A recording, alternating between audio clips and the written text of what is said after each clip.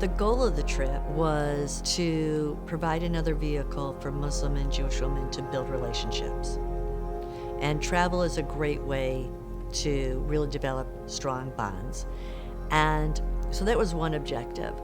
But to be consistent with the mission of the sisterhood, I wanted to find a location that had significance to both faith groups. Given that our mission is to stop hate and stop hate of the other, I looked for a location, which turned into 2 locations, that could help us to understand a history of hate and what happens with hate, as well as to understand a history of coexistence. And Bosnia was a logical location given the terrible genocide that happened toward Muslims.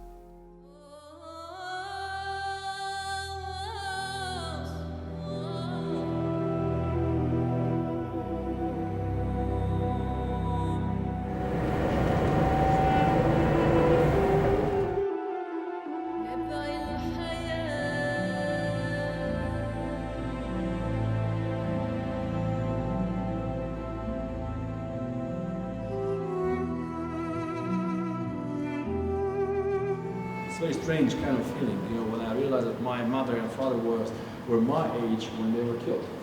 A bit older when they were killed. But they were my age when the war began. And the only thing we wanted was to run away from this madness.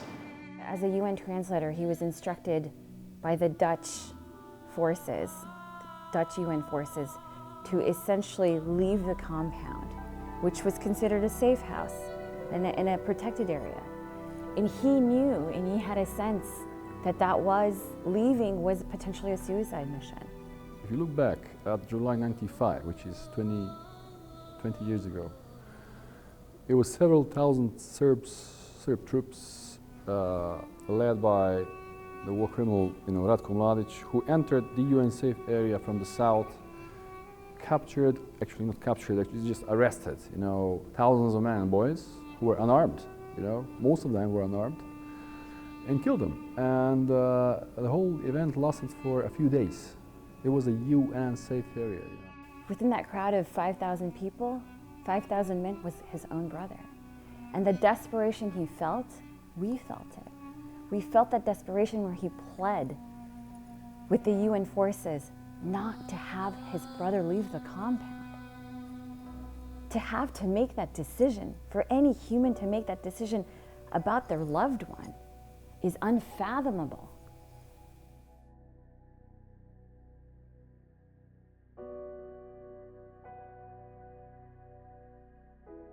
This is July 95, and the Americans were still capable of taking this kind of photographs in real time.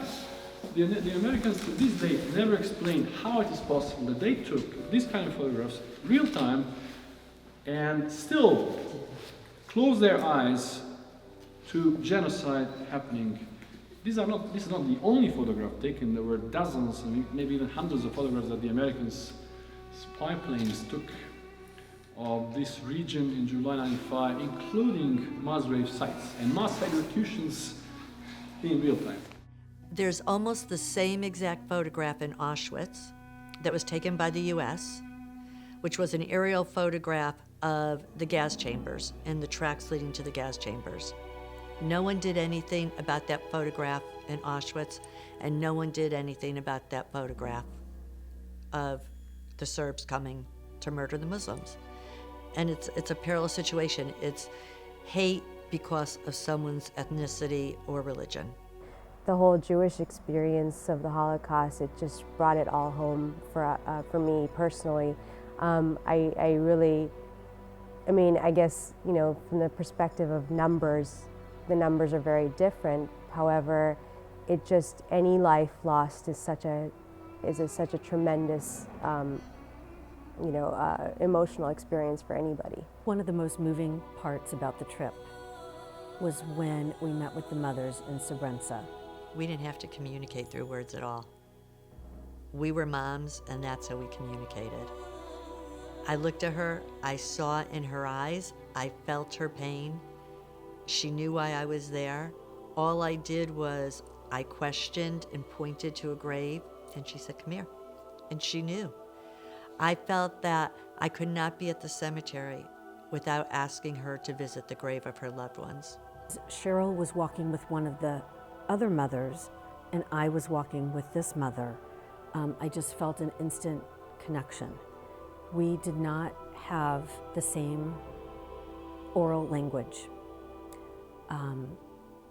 yet we were communicating, and I felt the love.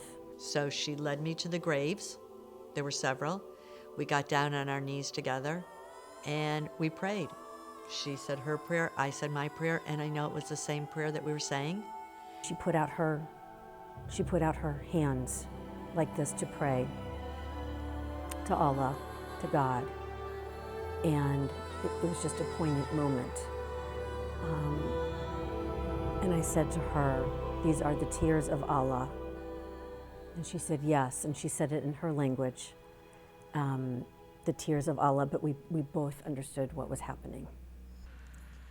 Pa ja ne znam koliko političari slušaju majke, ti svi političari da su majke, oni ne bi nikad ni upuštali se u takva zlodjela, ne bi bilo agresora, ne bi bilo... We should bring the people together at the table to talk to each other. I mean, talking to each other is already a way of building bridges, because not talking to each other is actually the most dangerous situation. And you know about this term in English, and we have when you say the others, that's very dangerous. You don't call the people even with their name or with the name of their ethnicity. You just say them, them, us and them. That's very dangerous. Us and them is very, very dangerous. That if we don't step up, if I don't step up and make a change, I can't count on anyone else to do it.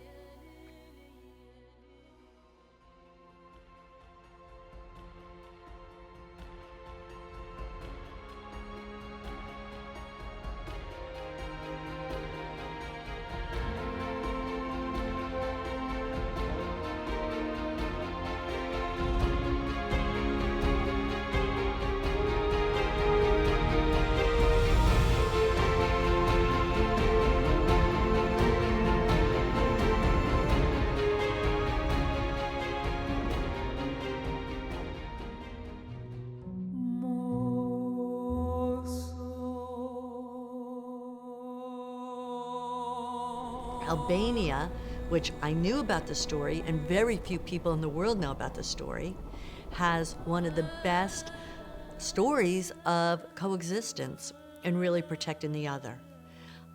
I really felt strongly that if we just went to Bosnia, there would not be a sense of hope leaving Bosnia.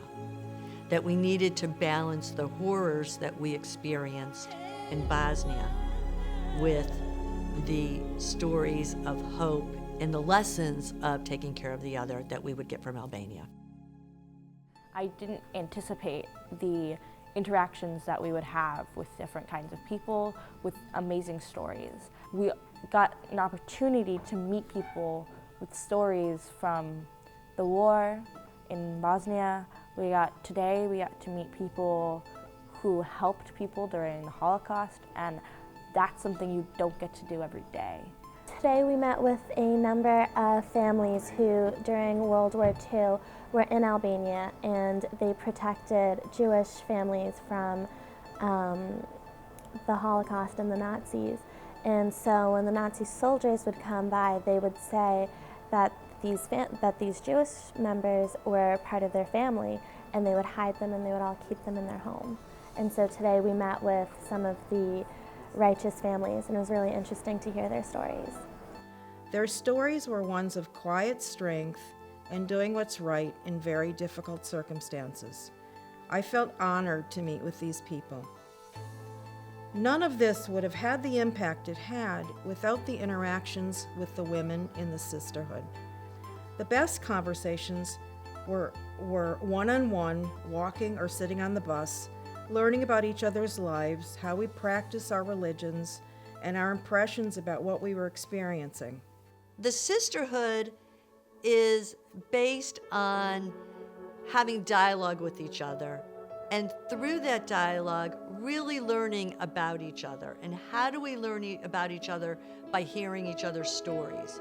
When you hear someone's stories, you can't say that's wrong. It's their story, they own it. And what we did in Bosnia and Albania was to meet with as many people as possible to hear their personal stories. I think if we know about the world, we can help change the world.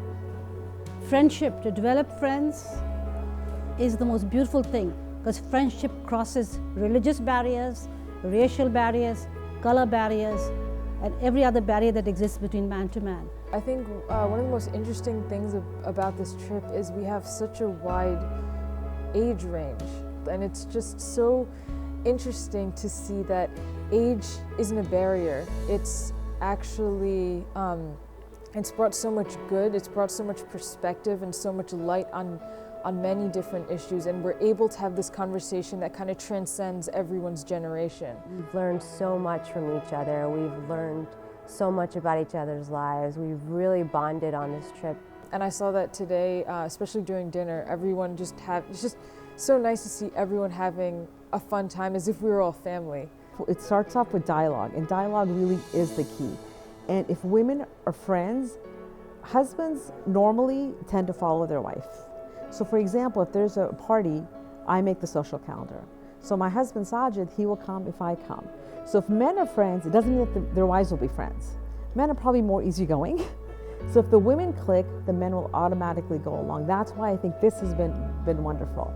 If the women are clicking, even if their husbands aren't here as part of the trip, we go back home, these friendships will continue. I believe in God. I believe that God created the universe and created the earth, and witnessing God's majesty with the women who I was there with, developing the relationships that we developed. It just all kind of culminated, I think, today when we were on that deck in the castle with the sun setting behind us. It was just kind of everything fell into place. I quote my husband who says, women are from Genesis, men are from Leviticus. But women control the world through relationships. And it's these women saying, you know what? It's these relationships we have with each other that can take our differences, make sense of the differences, and move forward with them. If we wait for the men to come up with agreement, it's not going to happen. I really felt privileged to be part of this group of women, and I am inspired to continue with the work of the sisterhood.